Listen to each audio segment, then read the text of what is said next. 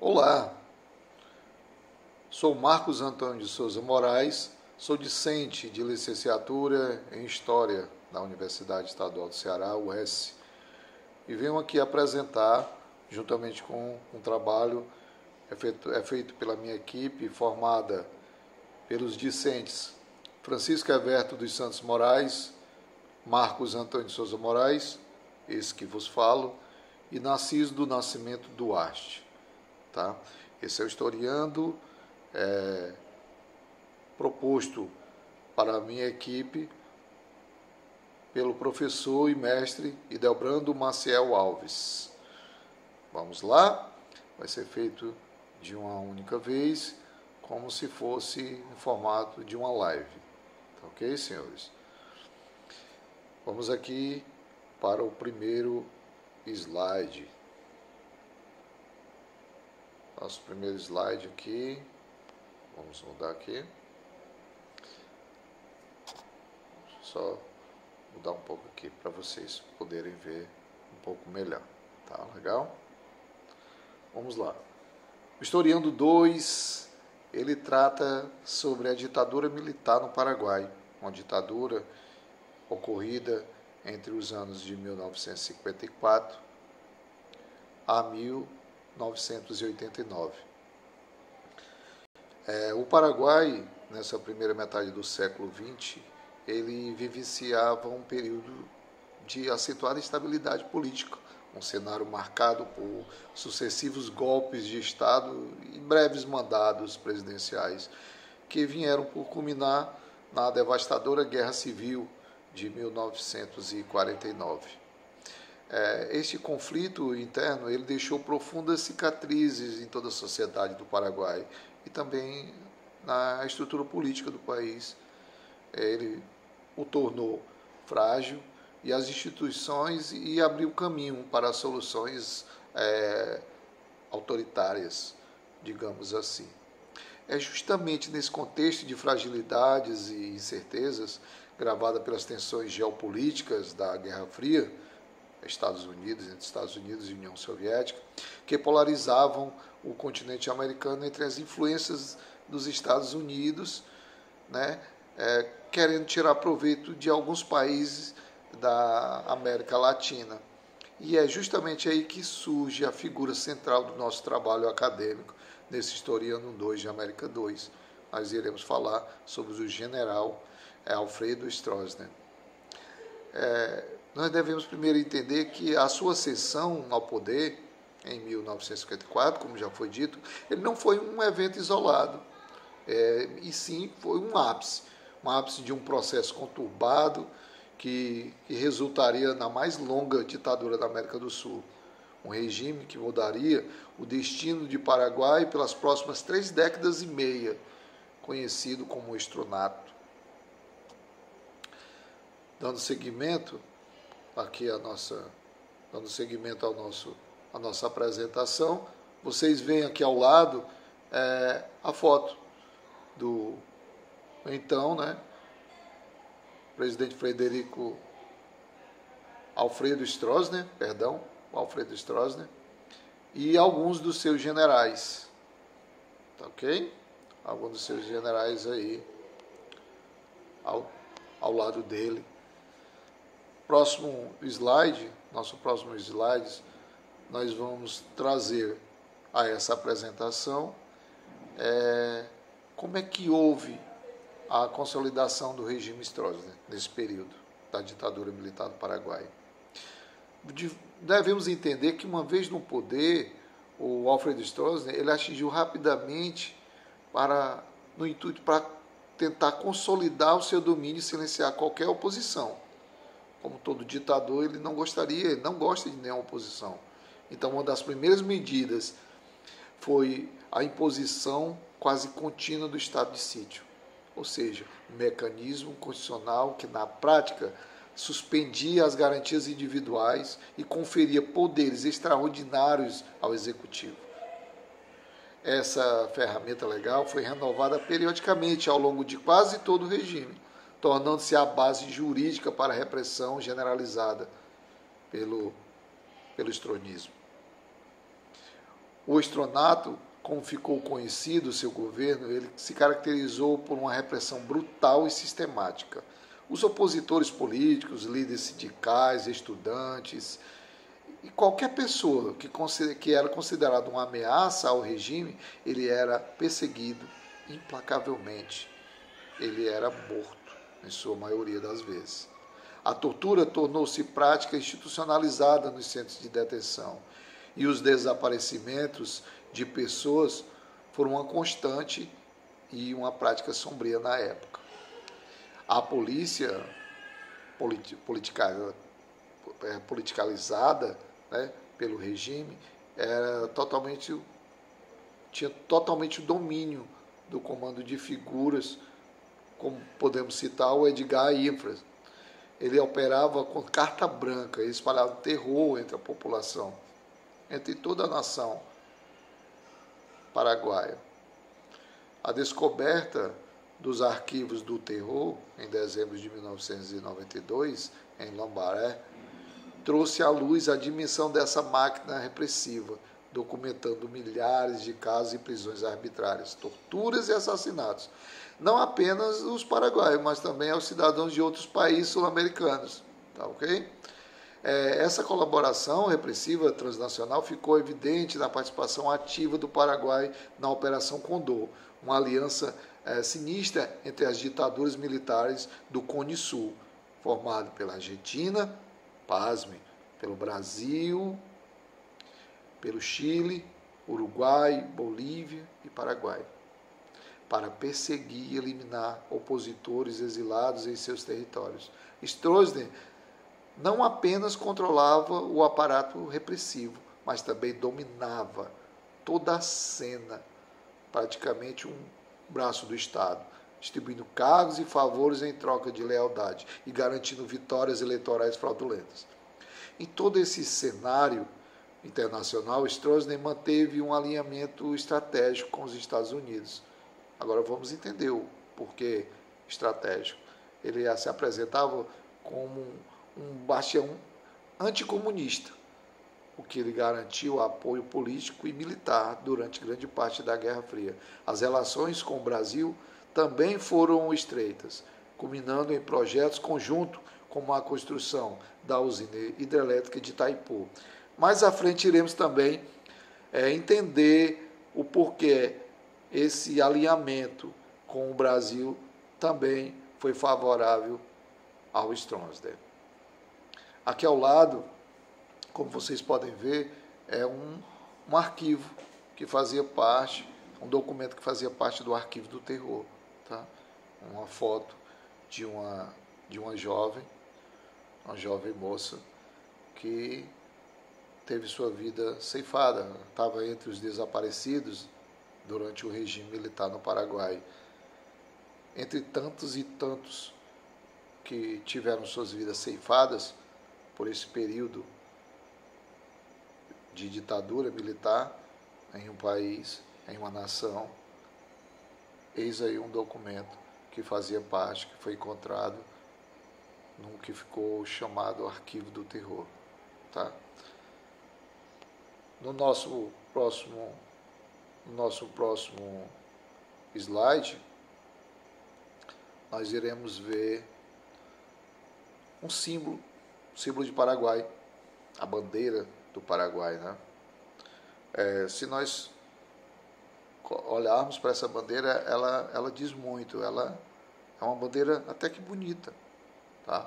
Mas eu acho que as cores, de forma não pensada, mas ela acabou por retratar a história de uma nação, de um país, onde a primeira cor é a vermelha, cor de sangue, cor do retrato da guerra, cor da covardia diante de quem tem força militar, de quem tem força, um poder sobre uma população sem amparo, sem defesa. Mas vamos entender um pouco melhor. Vamos falar agora sobre o que foi. Vamos falar sobre o golpe. O que foi que aconteceu para que o Stroessner viesse chegar ao poder no Paraguai.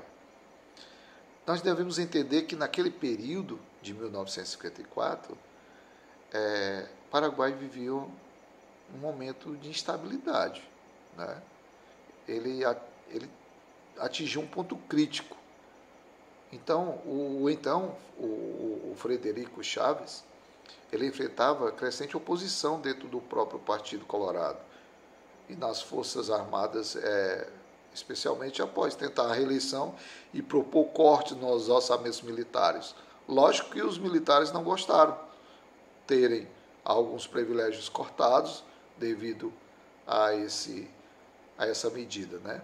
Então, a insatisfação desses militares ele acabou culminando no dia 4 de maio de 1954, quando o general Alfred Stroessner, então comandante-chefe das Forças Armadas, liderou um golpe militar que depôs Chaves. O golpe não foi pacífico, muito pelo contrário, ele resultou em confrontos com a polícia leal a Chaves e dezenas de mortos ficou como fruto, resultado desse confronto. O Stroessner, habilmente, na época, estrategista como era, ele tratou de manobrar nos bastidores uma consolidação do seu poder. Ele posicionou aliados em pontos chaves no governo provisório e poucos meses depois conseguiu a nomeação como candidato único no dividido Partido Colorado para as eleições presidenciais. Muitos do partido viam o Stroessner como uma figura de transição, alguém que restauraria a ordem antes de devolver o poder aos civis. Pensavam que ele iria amenizar os danos que já tinham no país e que logo depois que as coisas estivessem melhores, conseguisse uma estabilidade no país, ele iria devolver a cadeira presidencial, né, ao civil. Mas vamos entender o que aconteceu. O Stroessner, ele iniciou um regime que se estenderia por 35 anos, bem diferente do que as pessoas que o apoiaram pensaram, não é mesmo? Então vamos lá. A sua ascensão, ele contou com o apoio crucial de setores do Partido Colorado, da oligarquia agrária conservadora e significativamente dos Estados Unidos, que viviam no Paraguai um ponto estratégico para conter o avanço do comunismo na América do Sul, aliando a doutrina da segurança nacional. Ora, os Estados Unidos, ele via no Paraguai um ponto estratégico para barrar o comunismo. Então, ele, dando incentivos financeiros, financiando essa tomada do poder, ele financiando os custos com a guerra, para a tomada desse poder, né? Que houve uma batalha grande, teve toda uma articulação. Então, os Estados Unidos, ele não foi lá simplesmente porque queria ajudar o Paraguai, ele visava um ponto estratégico para combater o comunismo, porque naquele momento estava tendo um conflito grande, a Guerra Fria, entre Estados Unidos e União Soviética. No próximo slide, nós vamos entender um pouco melhor como se deu, como é que estava a condição da economia e como é que estava a sociedade sob o domínio de Stroessner. Tá? Nesse slide, nossa equipe buscou demonstrar aqui, fazer um aparato, fazer um resumo do que significou esse período da economia e da sociedade. Durante um longo tempo do período de Stroessner, a economia paraguaia ela passou por transformações significativas. Embora marcada por profundas contradições, o regime promoveu um modelo de modernização conservadora. E buscando mostrar agora, falar um pouco sobre como que foi essa modernização. Eles buscavam atrair investimentos estrangeiros, impulsionar setores como a agropecuária e a construção civil. Mas vamos ver como se dava isso. Essa modernização, entre aspas, ocorreu de forma desigual e frequentemente beneficiou aliados do regime e empresas estrangeiras, enquanto a maior parte da população permanecia à margem do desenvolvimento. A população continuou sendo massacrada e muito mais. Ela sofria, ela era perseguida, ela não tinha voz nem vez. Vamos entender um pouco melhor. Uma característica marcante da economia sob o Stroessner foi a institucionalização do contrabando, que se tornou uma fonte vital de receita ao país, um mecanismo de enriquecimento para setores ligados ao poder, incluindo militares e figuras proeminentes do Partido Colorado. Essa economia informal e ilícita permeava diversas esferas, desde bens do consumo até atividades mais complexas, gerando distorções e dificultando o desenvolvimento econômico sustentável e transparente. O maior símbolo desse toda a reviravolta, dessa economia, dessa modernização, digamos assim, foi a construção da usina hidrelétrica de Itaipu, um projeto binacional, né, realizado em parceria do Brasil e Paraguai na década de 1970. Embora Itaipu tenha representado um marco de engenharia e gerado energia fundamental para o desenvolvimento industrial, principalmente brasileiro, devemos deixar isso bem claro, seus benefícios para o Paraguai foram controversos. A negociação do tratado foi considerada desvantajosa para o país. E por que isso? Porque os impactos sociais e ambientais, como o deslocamento de comunidades, a inundação de terras férteis, foram significativos e duradouros. Além disso, essa obra serviu mais como um foco de corrupção e endividamento externo. Socialmente, podemos dizer que o regime de Stroessner aprofundou a desigualdade no país, em todo o país. A concentração de terras nas mãos de poucos latifundiários e aliados do governo se intensificaram naquela época, enquanto pequenos agricultores e comunidades indígenas enfrentavam dificuldades e repressão. O controle social era exercido não apenas pela força policial e militar, mas também por meio da censura à imprensa, da cooptação de sindicatos, da vigilância constante sobre atividades culturais e educacionais. Eles buscavam moldar uma sociedade passiva e alinhada aos preceitos do regime autoritário. Essa forma de economia era o que acontecia naquele período. Vamos continuar o próximo slide.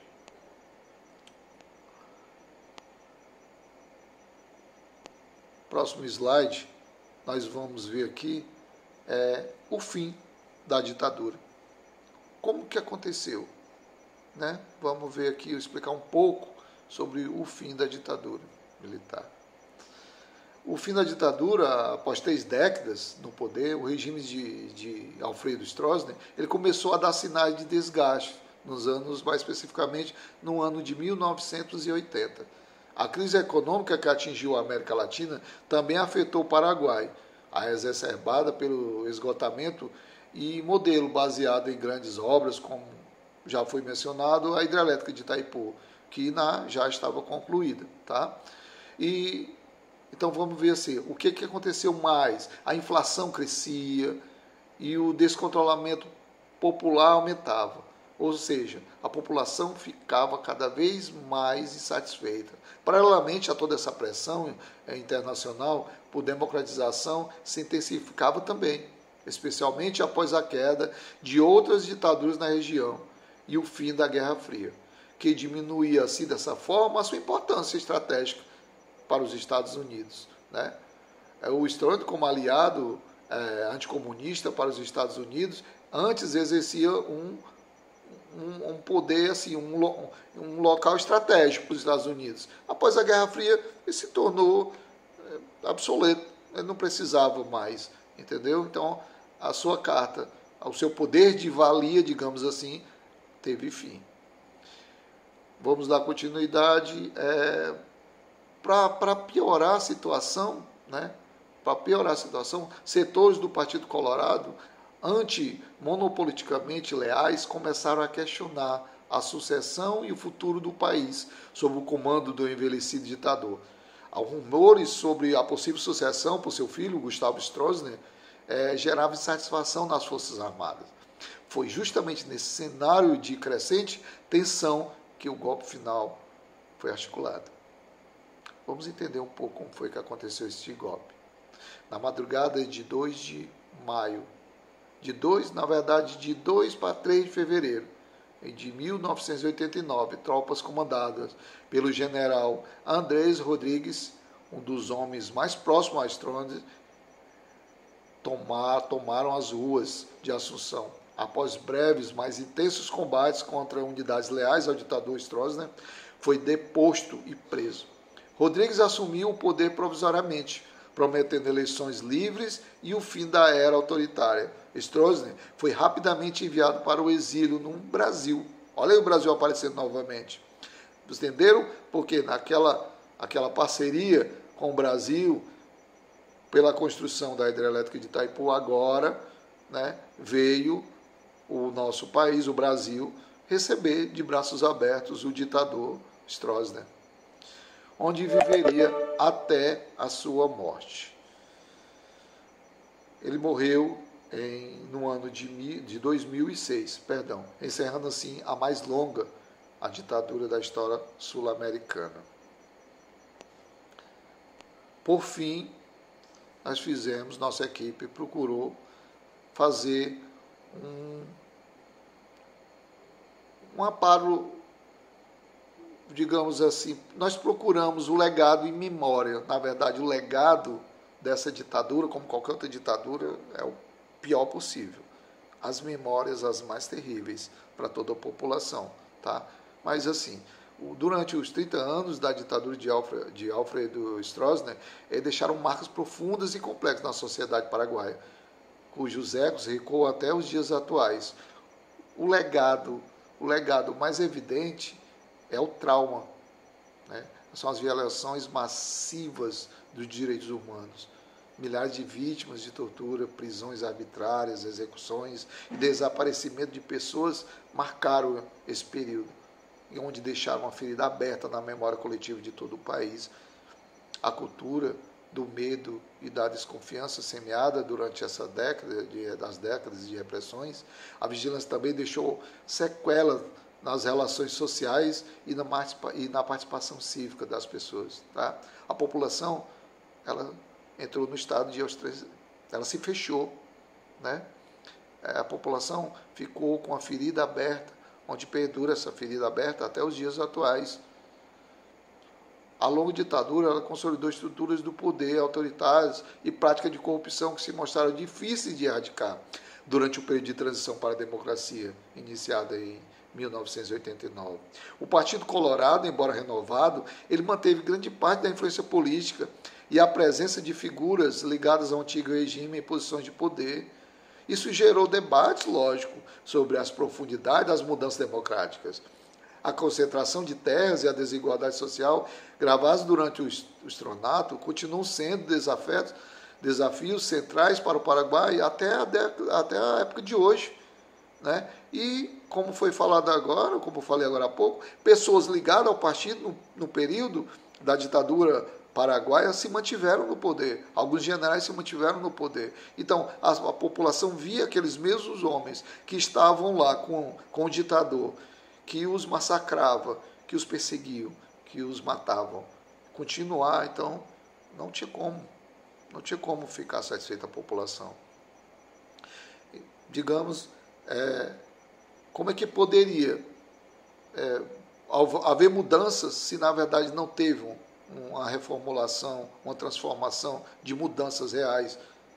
Algumas caras permaneceram no poder. Em resposta ao passado sombrio, surgiram importantes esforços de memória. Uma delas foi a Verdade e Justiça, a descoberta dos arquivos do terror, onde nós comentamos atrás lá a foto da moça, lembram? Esse arquivo do terror acabou sendo um marco fundamental, fornecendo provas documentais cruciais sobre a repressão. A criação da Comissão da Verdade e Justiça, em 2003, representou um passo significativo para investigar os crimes da ditadura. ouvir testemunhos de vítimas e familiares e elaborar o relatório abrangente que busca constituir história e promover a reconciliação. No entanto, a responsabilização penal de tudo que foi feito, até hoje, não houve. Tá? Tanto que nós comentamos no slide passado, anterior, que o Stroessner foi exilado para o nosso país, veio para o Brasil e viveu tranquilamente até a sua morte. Tá? Por fim, iremos agora apresentar a conclusão do nosso Historiando 2, de América 2, onde nossa equipe buscou, ao longo da apresentação, percorrer os 35 anos da ditadura militar de Alfredo Stroessner no Paraguai, desde o conturbado contexto que permitiu a sua ascensão em 1954, passando pela consolidação de um regime autoritário, marcada pela repressão sistemática e pela participação na Operação Condor, até seu desgaste e queda em 1989. Nós procuramos analisar características econômicas e sociais do estronato, incluindo a modernização conservadora, o papel do contrabando e os impactos do projeto como a hidrelétrica de Itaipu, sem esquecer as diversas formas de resistência que desafiaram o regime. Compreender a ditadura paraguaia é, sem dúvida, fundamental, não apenas para entender a história específica do Paraguai, mas também o contexto mais amplo das ditaduras militares na América Latina. O estronato, com sua longevidade e brutalidade, deixou um legado complexo de traumas, desafios institucionais, lutas por memória e justiça que continuam a moldar o país. Estudar esse período é um exercício necessário para valorizar a democracia e os direitos humanos, e também para fazermos refletir sobre os mecanismos que permitem a perpetuação desses regimes autoritários. Aqui, nessa foto, podemos ver pessoas desaparecidas, pessoas que tiveram suas vidas ceifadas durante esse regime militar, da ditadura militar paraguaia. Aqui encerramos nossa apresentação. Até um outro encontro. Fiquem na paz, fiquem com Deus.